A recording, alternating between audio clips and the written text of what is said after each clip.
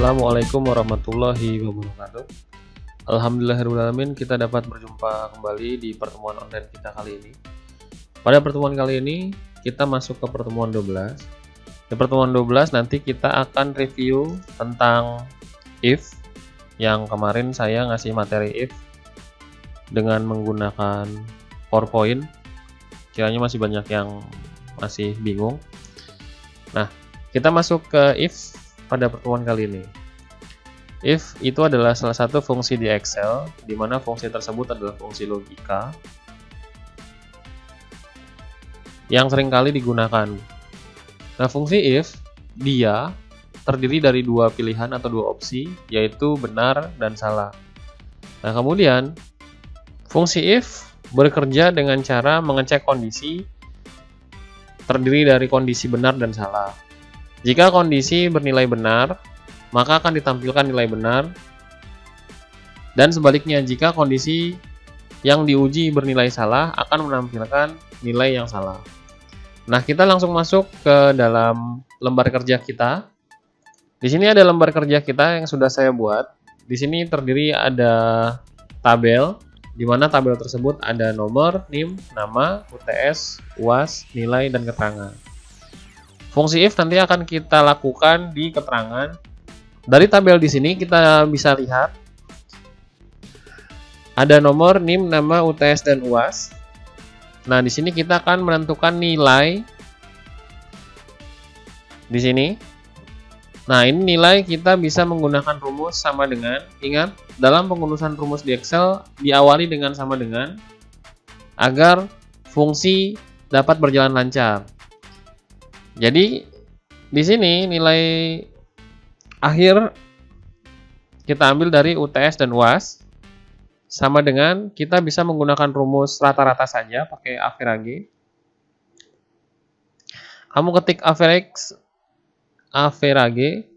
Nah, kemudian kamu bisa klik sekali langsung di average-nya atau dengan menekan tab.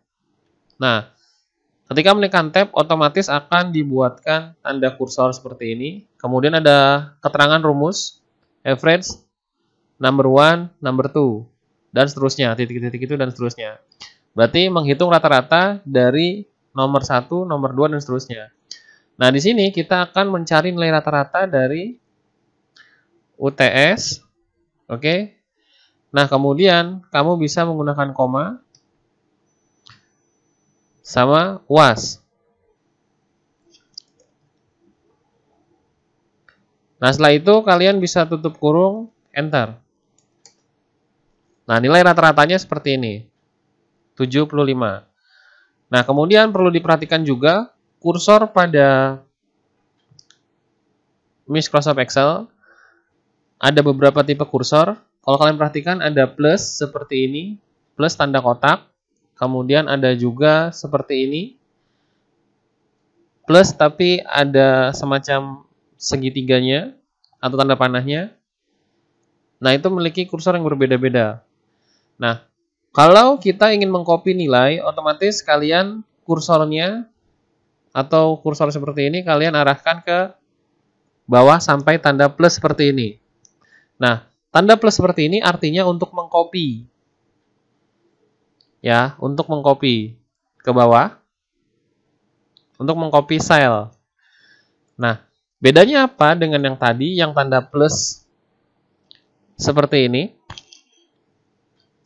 Kalau plus seperti ini artinya kita memindahkan sel atau meng-cut sel. Nah, di sini kalau perhatikan di sini terdiri dari sel F5. Nah, ketika kalian kursornya bentuk seperti ini, ada tanda panahnya, kalian geser seperti ini, artinya kursor F5 tadi, isi di dalamnya atau fungsi di dalamnya kalian pindahkan ke H5. Jadi ada 3 pilihan. Pertama, ada yang tanda plus, seperti palang merah tadi. Kemudian ada yang seperti ini. Nih, plus seperti ini artinya mengcopy. Ada juga yang plus ada tanda panah. Ini artinya untuk meng-cut. Nah, kita lanjut lagi ke dalam perhitungan if. Nah, di sini if, kalau kalian lihat, ada keterangan if, buka kurung, tes logika, kemudian kondisi terpenuhi, kondisi tidak terpenuhi. Nah, kita coba dengan logika sederhana, sama dengan if, kemudian kamu tabulasi ya, pakai tab. Nah, saya punya kondisi 1 sama dengan 1.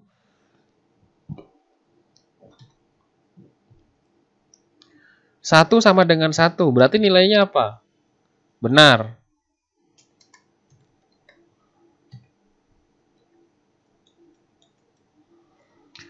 Nah, kemudian, karena 1 sama dengan 1, berarti nilainya benar. Nah, kondisi yang tidak terpenuhi adalah salah.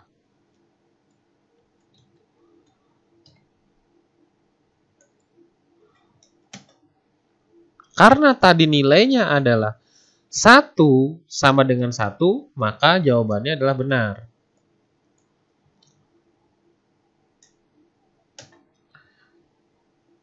Kita coba lagi. Kalau kita rubah kondisinya 1 sama dengan 0. Salah. Kenapa? Karena 1 bukan sama dengan 0. Nah, kondisi yang terpenuhi apa? Salah. Kemudian, untuk mendapatkan nilai lulus dan tidak lulus, kita ambil dari nilai akhir saja ya. Nah, untuk pengambilannya, kalian menggunakan rumus sama dengan if. If, kemudian kamu tab. Nah, jika dilihat, di sini ada keterangan if logical test, value true, kemudian value if else. Artinya, jika di dalam itu ada kondisi tertentu, misalkan kondisinya jika nilai yang ada di kolom F5 yang ada di sini, ya, jika nilai yang ada di kolom F5, berarti kita ketik F5-nya, berarti nilai yang ada di F5 adalah 77,5. Kita mulai dari lebih besar sama dengan 60. Di atas 60 artinya di lebih besar daripada 60. Nah, kemudian pembatasnya kamu bisa pakai koma atau titik koma, tergantung pada komputer di rumah kamu. Nih, pembatas di sini ada koma dan titik koma. Nah, kemudian kamu ketik di atas 60 lulus.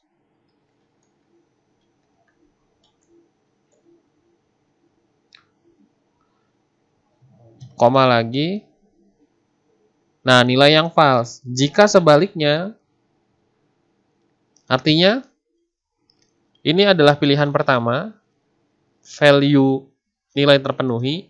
Nah, sekarang kita pilih nilai tidak terpenuhinya apa? Nilai tidak terpenuhi otomatis di luar dari situ dinyatakan tidak lulus. Atau keterangannya selain di atas 60 artinya tidak lulus.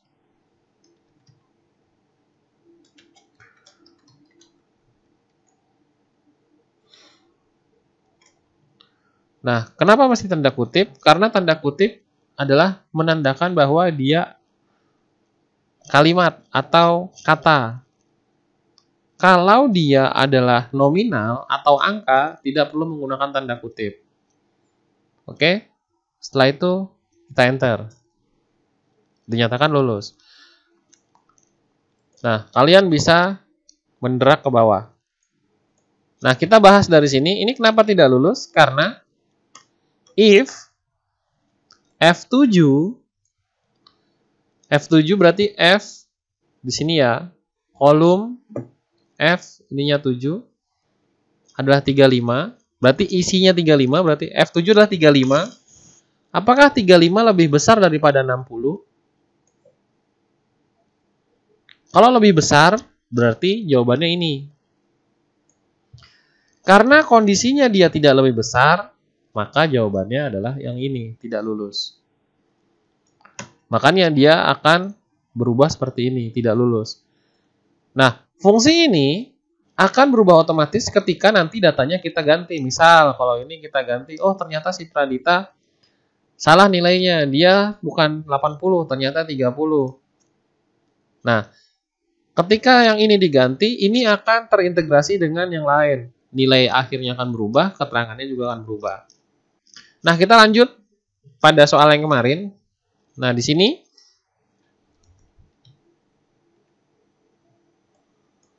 ini soal yang kemarin. Kemarin tipe mobilnya kalian isi sendiri ya, kan yang ini.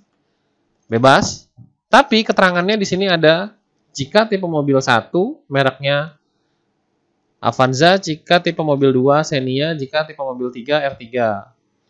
Nah, harga jual jika tipe mobil 1 230 juta, jika tipe mobil 2 180 juta, jika tipe yang ketiga, jika tipe mobil 3 320 juta. Nah, di sini Pak Heru mengambil tipe mobil 2, berarti kita gunakan if ya di sini. Kita gunakan if sama dengan if. Nah, if logical testnya jika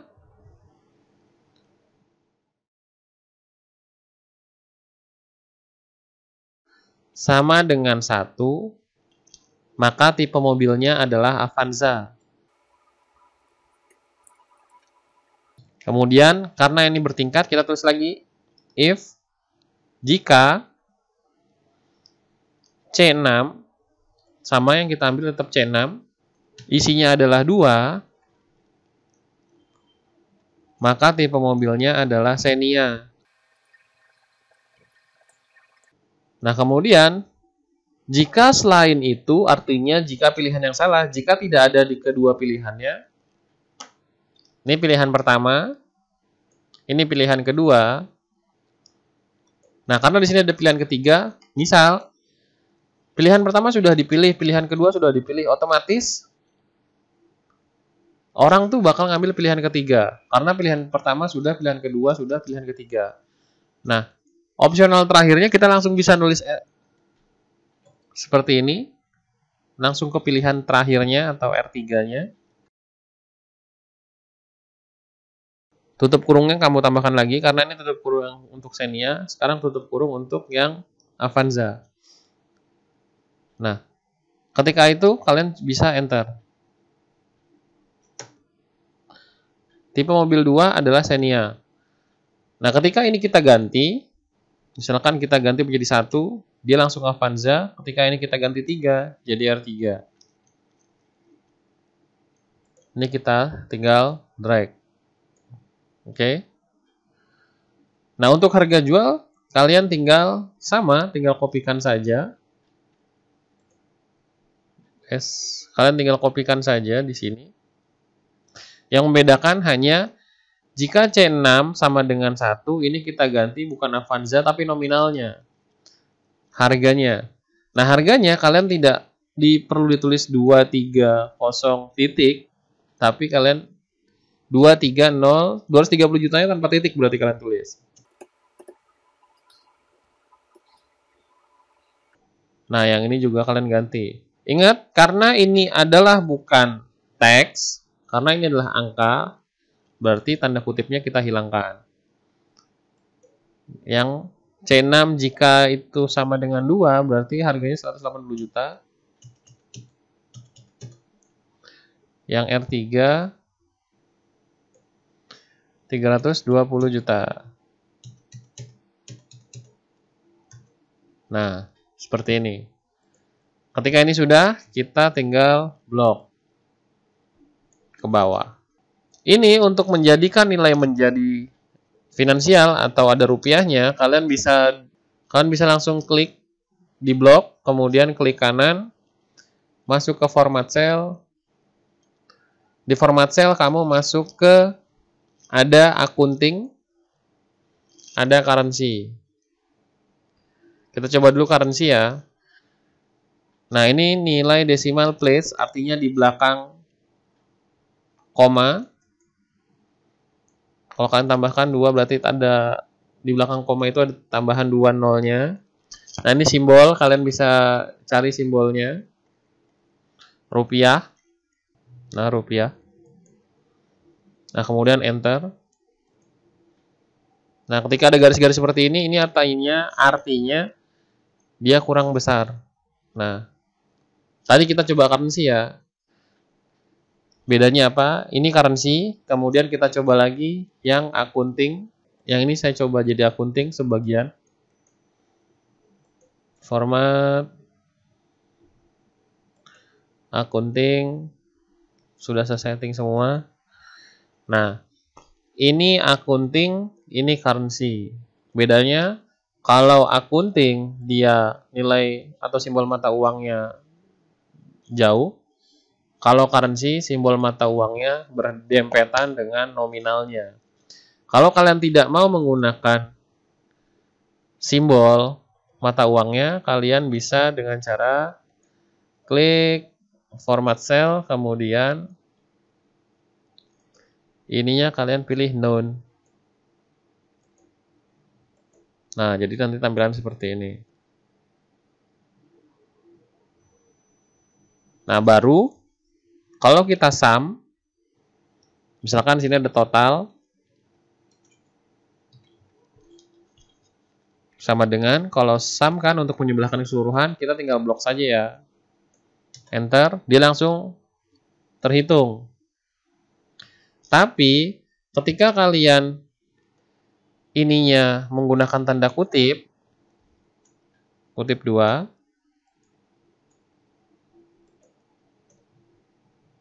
kalian ganti menggunakan kutip 2 ya, artinya dia menggunakan string bukan kalimat, string bukan angka. Ini kita blok dulu biar menjadi seperti itu. Nah, dia hasil akhirnya tidak akan terjumlah karena total adalah menjumlahkan angka. Nah, di sini walaupun terlihat angka, dia adalah terbacanya jadi kalimat karena menggunakan tanda kutip 2. Oke, jangan sampai salah. Jadi diingatkan kembali, ketika membuat suatu rumus di Excel, ketika dia adalah angka, tidak boleh menggunakan tanda kutip. Nah, kenapa 320? Karena yang dibaca hanya yang di atas. Yang di bawah tidak. Yang di bawah terbacanya adalah teks.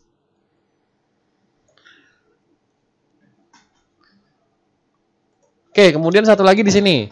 Di sini kita akan ngebahas tentang conditional formatting. Nah, conditional formatting itu sangat membantu kalian, memudahkan kalian sih intinya untuk mencari suatu data. Contoh, di sini kita punya tabel ya. Tadi kita masuk ke tabel yang tadi awal kita buka. Nah, tabel yang di sini kalian lihat, di sini ada, anggaplah di sini adalah tabel nilai mahasiswa. Nah, tabel nilai mahasiswa, karena ini tabelnya 3 ya. Tapi gimana ketika kita mengajar atau kita punya laporan di mana laporan tersebut lebih dari 3, berarti kan ada 40 lah, anggaplah gitu. Satu kelas ada 40. Nah, untuk menseleksi nilai yang di bawah rata-rata kan susah. Atau kita hitung satu-satu. Kalau di sini, saya mau ngitung mahasiswa yang nilainya di bawah dari 30 berapa ya?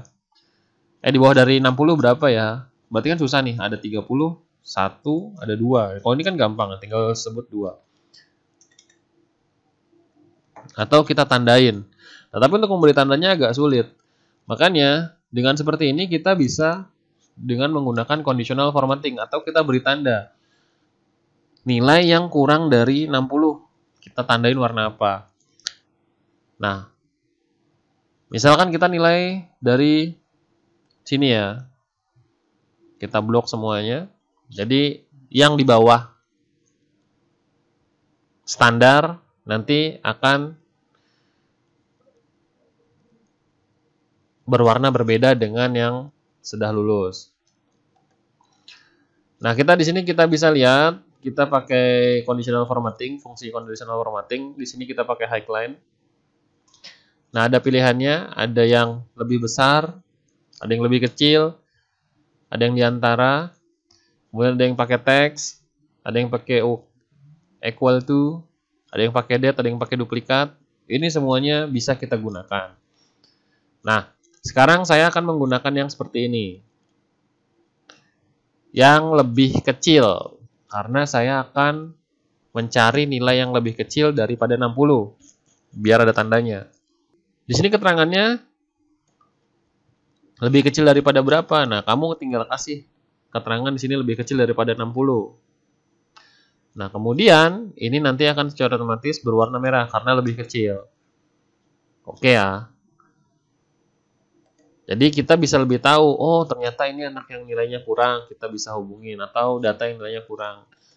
Ini pun ketika datanya sudah berubah, otomatis dia warnanya pun akan berubah. Kiranya cukup sampai di sini pertemuan kita kali ini. Saya mohon maaf bila ada kesalahan dan dari segi ucapan atau pemaparan yang kurang baik. Sampai berjumpa di video-video selanjutnya. Semoga bermanfaat video kali ini. Akhir kata, wassalamualaikum warahmatullahi wabarakatuh.